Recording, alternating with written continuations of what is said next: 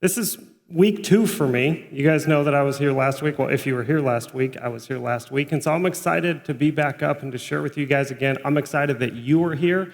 And if you weren't here last week or you don't remember, what we're doing is we started a study in the book of Colossians, and we're calling it core sample. And what a core sample is it's a geology term for when you dig down into the earth and you get a sample for what's below the surface. And then that tells you what can be built on top of that area. And so the reason why we're calling it core sample is because Paul is writing to this young church in Colossae that's coming under some persecution, and he's really trying to make sure that their foundation is stable, that the most important things are set so that they can build a healthy church and a healthy relationship on top of it. And so last week we dug into Colossians 1, 9 to 14. And this week we're going to continue walking through, and we're going to be in Colossians 1, 15 to 23. And I will tell you this, it is jam-packed. It's crazy how full of content it is and how much is in there. And I would love to explain it all to you, but if I did, we would be here for hours. And so we're going to hit some of it, we're going to skip over some of it, but before we do that, let me pray for us, and then we'll get started. Lord, I thank you for everyone that's here this morning. I thank you for the fact that you meet us here, Lord.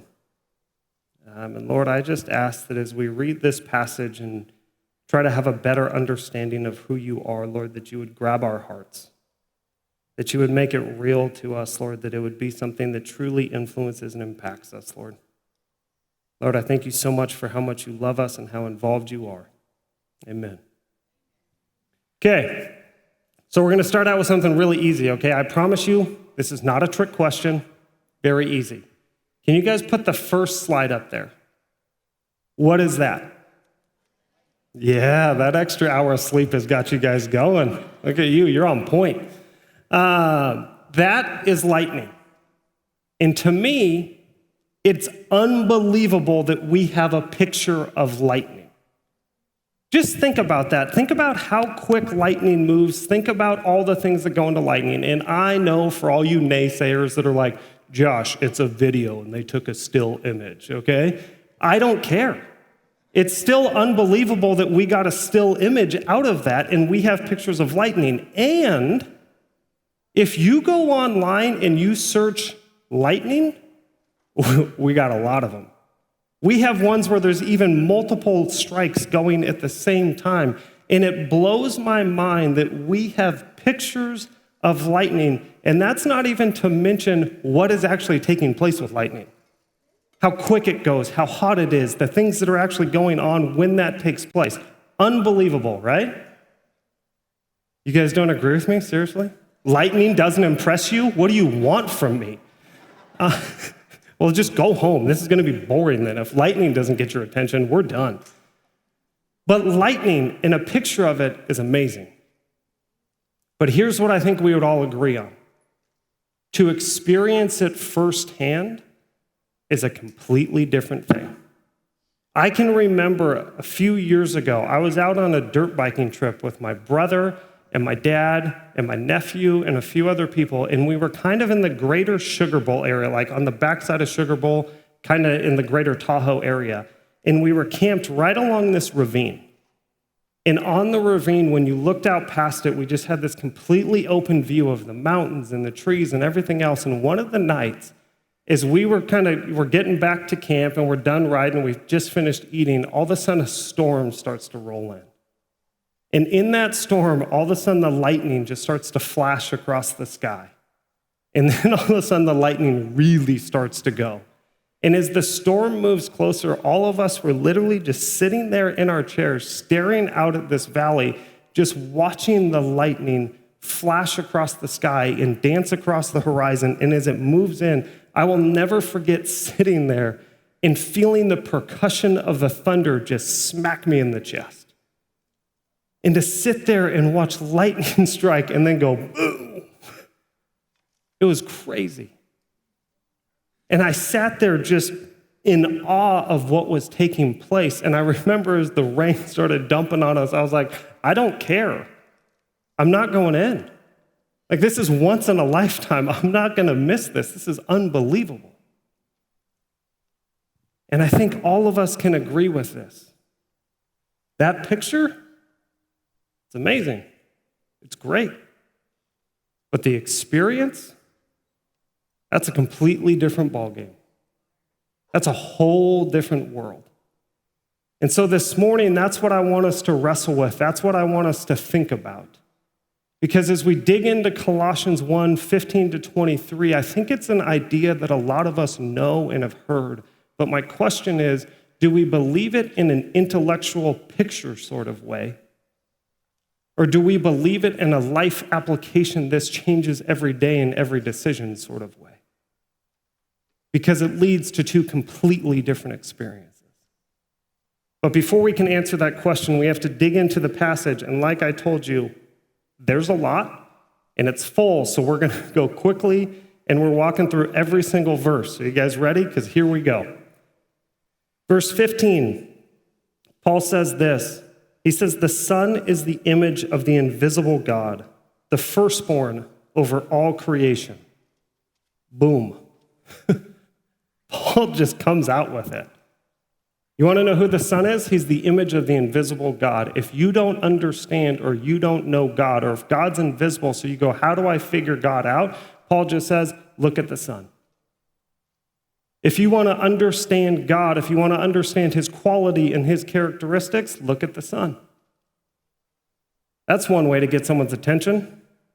Then he moves on. He's the firstborn over all creation. And what Paul is saying is not that he was the first physical human being, like he was in the garden when Adam and Eve were there and he was just in the corner hiding like, I'm Jesus, I'm super good at hide and seek. That's not the image we're supposed to get. The image is the idea of the firstborn, and the firstborn in this time had rights and specific things that were just for them because they were the firstborn. But what was most important was they had sovereign authority.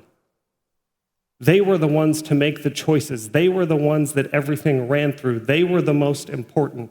And what Paul is saying is, without question, the Son is the image of God, and he is most important. He has the sovereign authority. That's a way to start a paragraph. Verse 16, he moves on. For in him all things were created, things in heaven and on earth, visible and invisible, whether thrones or powers or rulers or authorities, all things have been created through him and for him. Paul is getting after it. He's literally saying every single thing in this entire galaxy, in this universe, in this planet, in your body, in everything, it was created by him, through him, and for him. All of it. So when you're watching planet Earth and you see this awesome little thing about some part of the reef and it's this tiny ecosystem and it all works together and it's all this unbelievable stuff, he did that.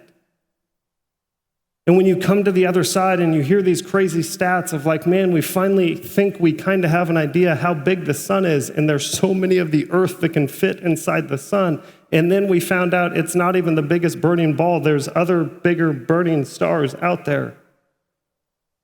He did that. But I think the most important question that it answers is the existential question that every single person on every single continent has asked for all of mankind. Who am I and what was I created for? And Paul goes, you know what? I'll tackle that one too. You were created by the Son, and you were created for the Son. Who are you? You're a creation of the Son. What are you here for? To honor him, to glorify him, to bear his image, to grow in a relationship with him, and to worship him. We move on.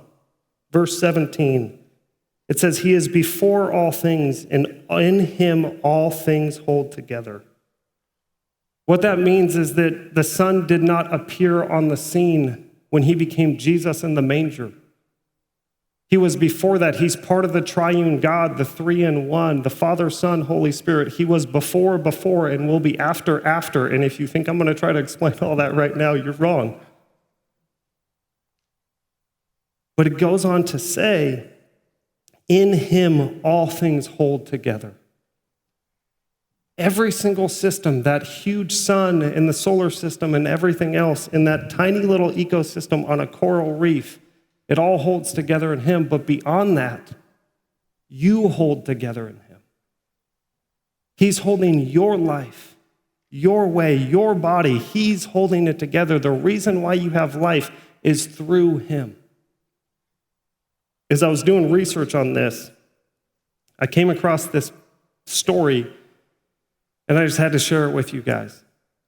There's a pastor that was talking about this passage, and then someone came up to him after, and they said, hey, I'm a molecular biologist, and I'm really interested in this part where you said, in him all things hold together, because as a molecular biologist, we're still kind of trying to figure out what is it that actually does hold everything together. Like, we understand a lot of the things that we have, but why do they hold together as they do? And he says one of the discoveries we've made in the human body is that there's actually a base protein that is holding most of us together. And he goes, that protein is called laminin. I think that could be wrong, but it's close to that. But it's laminin, and he goes, when you get home, you should research it and check it out. That's the cell structure or the base model structure of laminin. And this pastor looks at it and he goes, that's absolutely incredible. Now, am I standing here today going, look at that. That's what's holding your body together is a bunch of little crosses. So therefore, God is blah, blah, blah, blah, blah. No. But what I am doing is this. I'm looking at this passage and going, he says that he holds everything together. And in that truth of what he says, he's also so creative that he's put his stamp even into your body to where what holds your body together is essentially a bunch of tiny little crosses. Just like here, have a cool, fun little discovery. Just another picture of me. He holds everything together. Verse 18, and he is the head of the body of the church. He is the beginning and the firstborn from among the dead, so that in everything he might have supremacy. We're not going to spend much time here. What this is really saying is the Son is in charge of all of it. And because he is everything, he has authority over everything. The head of the church is him. It doesn't matter what any pastor or any other person really has to say. He is the head. Our job is to be following him and let him guide and let him lead because he has supreme authority. And then it says in verse 19, for God was pleased to have all his fullness dwell in him. That means that the fullness of God is fully dwelling, represented in the Son. Fully God, fully man. And the point that I have to make here that's so important is what this means for us is this. There is no addition to the Son. There is no belief system that says we can have the Son and that's a good thing, but we also need some other things or some other knowledge or some higher understanding to supplement that. What Paul is saying is no. The Son and the Son alone is fully sufficient as the complete embodiment of who God is. There is no adding or subtracting to that. He alone is complete. Then in verse 20, it says, and through him to reconcile to himself all things, whether things on earth or things in heaven, by making peace through his blood shed on the cross.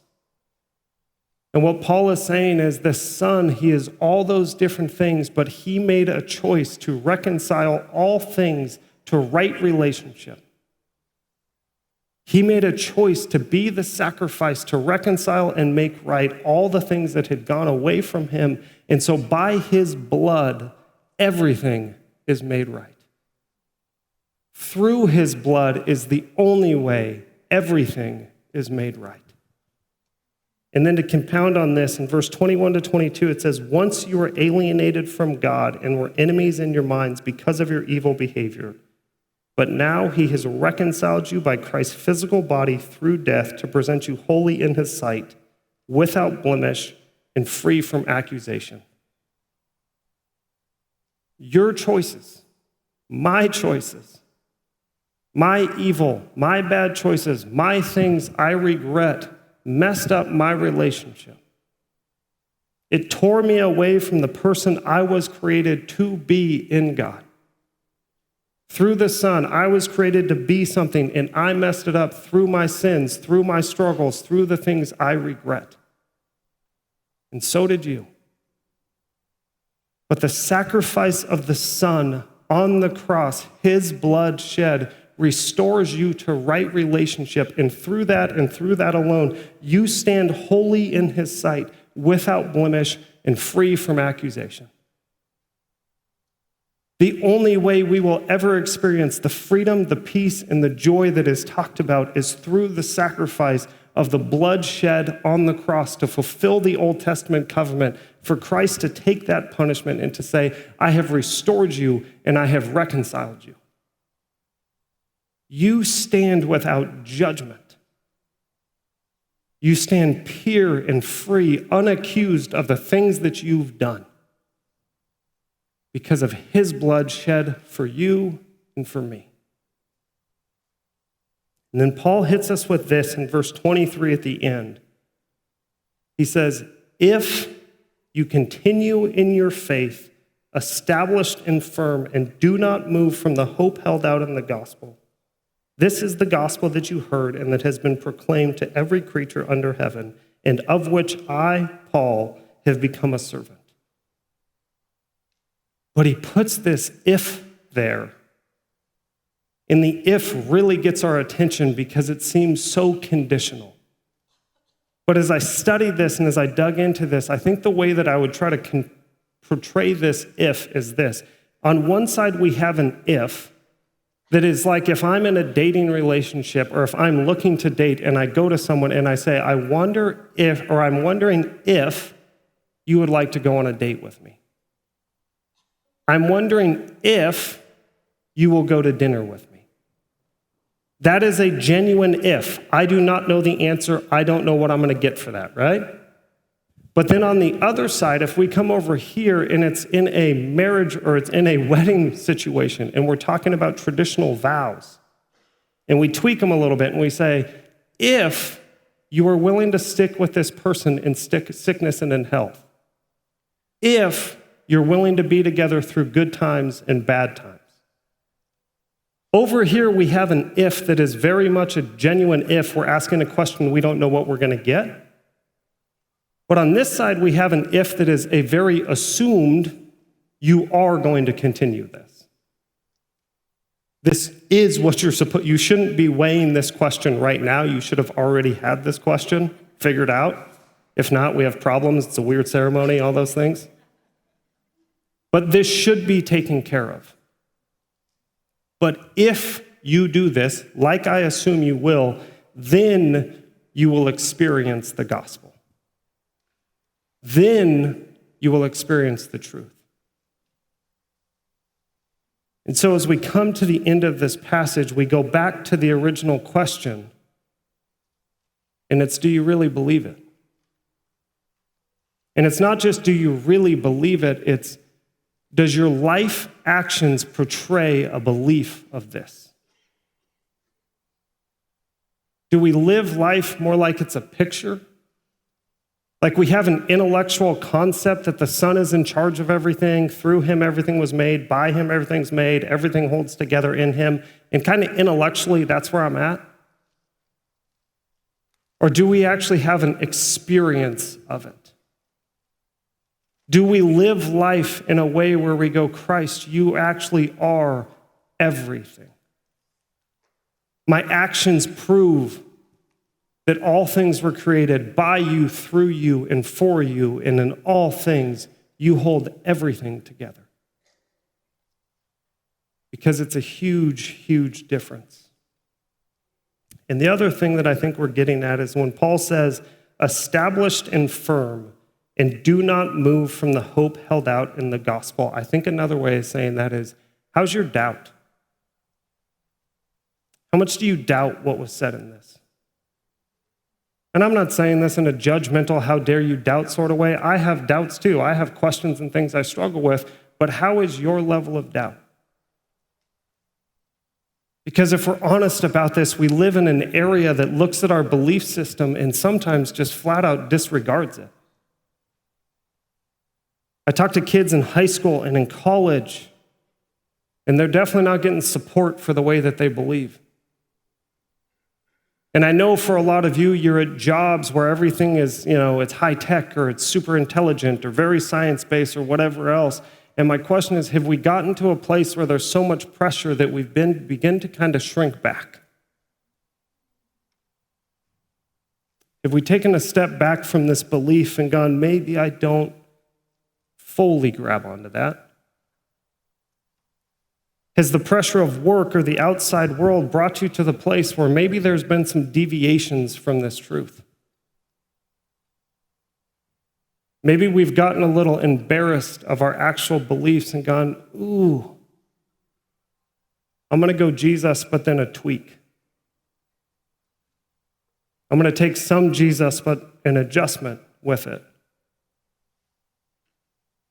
I'm going to make a little bit of a gray area.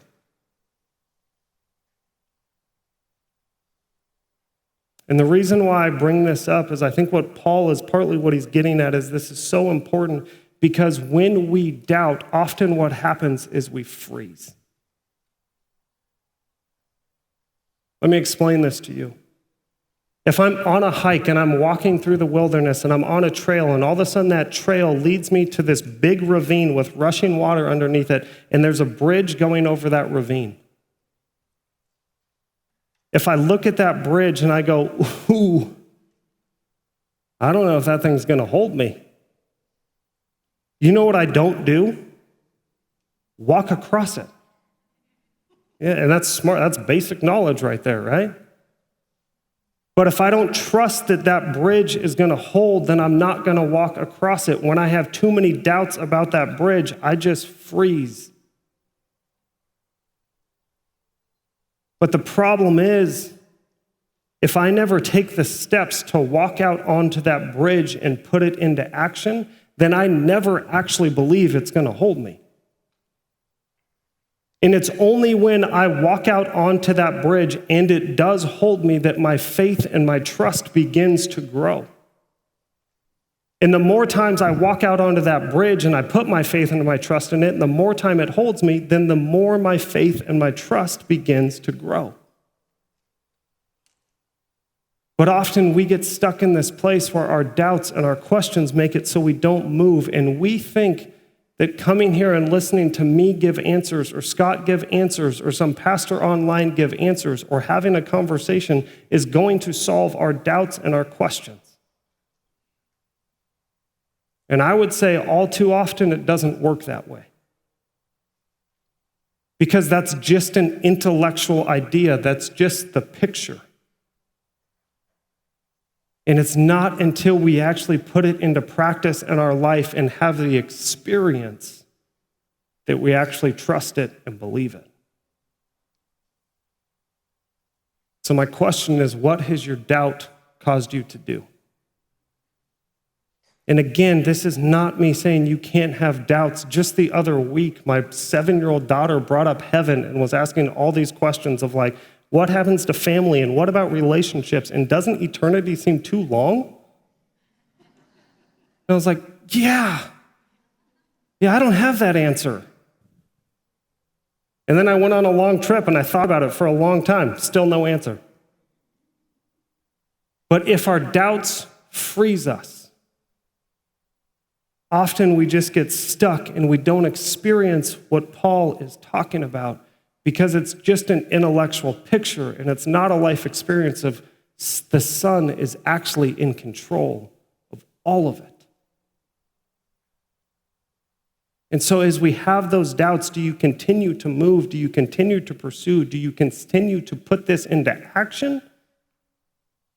Or has it frozen you? Because the result is two completely different things. I think an example of this would be this. If we just have a picture and an intellectual belief, when we come into a job situation, we go, Lord, would you please help me get this job? Would you give me the right answers? Would you make this interview go well? Would you provide for me and my family in a way that, we're grateful for? Would you please help with that? But if we come at it from a life experience sort of way and say the Son has created everything and everything is for him and through him and in him all things hold together, then we come to our job, and even if it's our dream job that pays way more than the bills and gives us security and gives us all these things, we look at our job and go, if this is not making me more the man that God has called me to be, then I will leave that job. It does not control me because my identity is not in who this job says I am. My security and my comfort is not in the amount of money that this job is paying me. Because if the Son holds all things in his hand, then he controls it, not the job. So is your life more of an intellectual picture, or is it an actual life experience? And this plays into so many different things. I know for me, a great check is this. Just look at my bank account. Turns out pastors usually aren't the richest people in the Bay Area. Shocker, I know. But I can tell from myself when I look at my bank account and I struggle and it turns into an argument with my wife, or it turns into not sleeping, or it turns into all these different problems, I am living as though it's just a picture. It's an intellectual belief, but I have not moved to the place where I say, Son, you are in control of all of it. God, you've got it all, and you're holding it all together. So I can trust you way more than that bank account or anything else. And this is between you and God. I don't know what this is for you. I don't know if it's a health scare. I don't know if it's your bank account. I don't know if it's your job, your identity. I don't know what this is. But I would say for most of you, God is probably pointing out something in your heart right now where you're going, ooh, I might just be living with a picture and not a life experience. Maybe for some of you, it's your kids and their future. I'm around so many people with our little ones where it's like second grade, and they're already set on how do we make sure they get to the right grade so they can get to the right school, so they can get to the right college. And then when they get to the right college, they'll get the right career. And when they get the right career, then they'll be able to get the right spouse, and they'll be taken care of, and they'll be set. It's just a picture. And you can ask God to bless it the whole way. And every time they turn in an application, you can pray about that application. But the truth is, you're not really living as though the Son is who he says he is until you go, more important than the grades or the school is who you are in your relationship with the Father. So more than I invest in your grades, I'm going to invest in you, in your relationship. Because that will change everything. So again, I don't know where this sits with you, but I know that all too often our doubts are not solved with conversations and answers from others.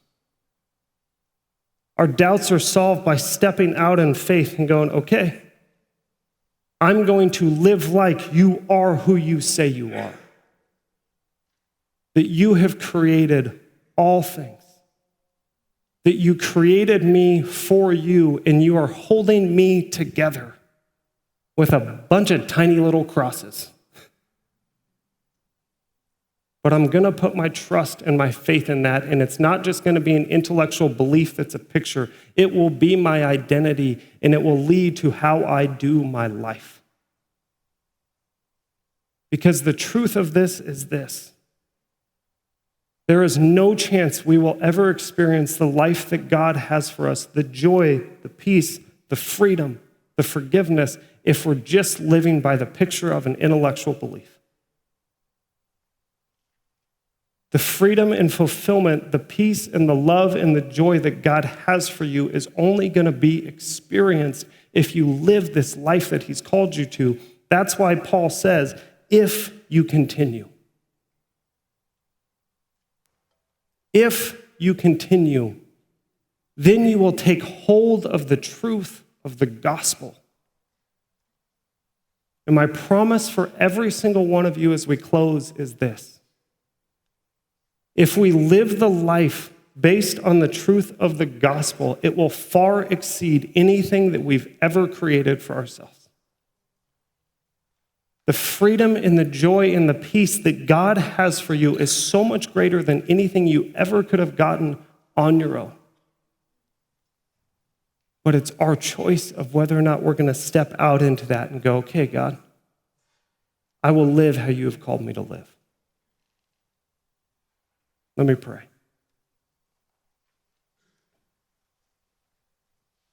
Lord, I thank you so much for a passage like this that establishes who you really are. Father, you have created all things. You hold all things together, and that includes every single one of us and every single part of our life. Lord, I was created by you and for you, and so was every single person in this room. I ask that you would help us to live that out. Lord, give us the boldness and the courage to put our trust into you and not just have it be an intellectual belief, but to have it be a life-altering belief where we live for you. We live with a deep conviction and a belief that you are who you say you are. And we can trust it. I love you, Lord. Amen.